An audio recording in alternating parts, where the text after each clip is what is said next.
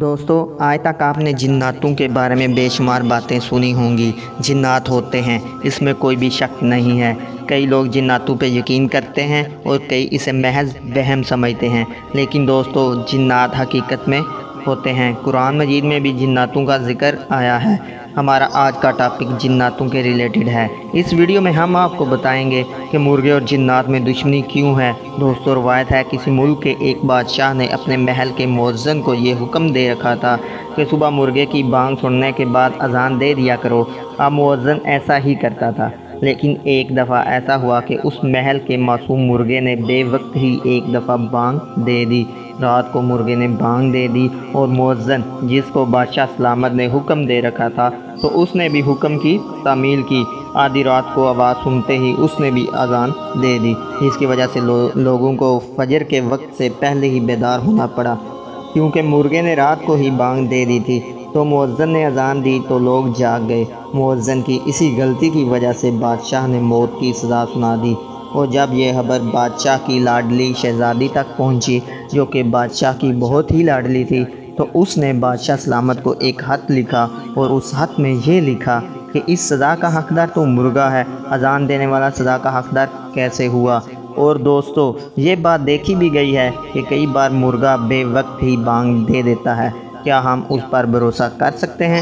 آج اس ویڈیو میں ہم اسلامک پوائنٹ آف ویو سے اور حضور صلی اللہ علیہ وآلہ وسلم کی حدیث مبارکہ سے جاننے کی کوشش کریں گے کہ مرغے کے بانگ دینے میں کیا کیا حکمتیں پوشیدہ ہیں۔ دوستو، ایک مرتبہ باب العلم حضرت علی رضی اللہ تعالیٰ عنہ سے ایک شخص نے سوال کیا کہ یا علی، ہمیں ایک بات سمجھا دیجئے کہ مرغا اونچی آواز میں بانگ کیوں دیتا ہے؟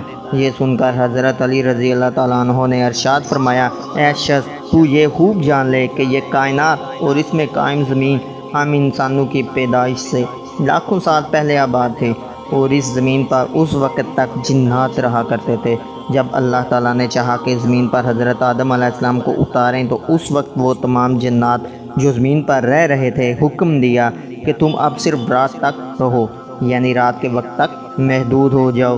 اور اس وقت یہ مرغا، جو کہ پرندے کی شکل میں ہوا میں اڑا کرتا تھا، اس مرغے کی طاقت ختم کر دی گئی اور اس کی آواز کو مزید بلند کر دیا گیا، اور اس مرغے کو یہ ذمہ داری سونپی گئی تھی کہ یہ رات کے ختم ہونے پر، یعنی جب صبح قریب آ جائے، تو بانگ دے کر نہ صرف اللہ کے بندوں کو عبادت کے لیے اٹھائے، بلکہ بانگ دے کر جنوں کو بھی خبردار کر دے کہ صبح ہونے والی ہے اور ان جناتوں کا وقت ختم ہونے والا ہے۔ انسانوں کو بھی فجر کے لیے اٹھنا ہے، اس لیے تمام جنات پردے میں چلے جائیں۔